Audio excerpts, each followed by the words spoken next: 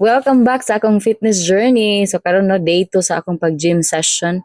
Og honestly murag nagmabaw na gyud ang akong kusog pero laban lang gyapon ta oy, dili lalim no pero kinahanglan jud kay feelingon man lagi kay ta kay gusto man lagi mo aura-aura no.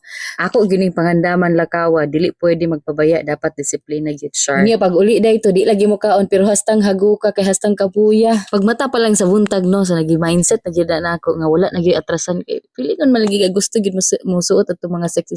Pag-abot sa gym, wa na stretching, ay wa na warm up diha, mahay lagi ning lawason niya. Ga-focus tuod ko sa palubot no, o palubot sa lubot ba, padako sa lubot og pagamay sa tiyan. Kapoy? Syempre, pero kung naa kay goal, dapat willing ka mo antos. Mura bag-iyang gugma imong giantos siya. Bitaw oy, dapat sakto ta sa kaon, sakto ang pahuway, og labaw sa tanan, sakto ang imong dedikasyon. Kay walay shortcut sa pag-improve sa kaugalingon, pero ang importante padayon lang. Sa mga nagplano nga mag-gym, ayaw ninyo hulata ang perfect time. Angay sugdan karon.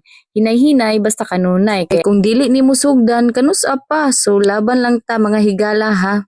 Magkita-kita ta sa sunod na kong update sa akong fitness journey ha. So keep grinding, keep shining. Amping tang tanan. God bless.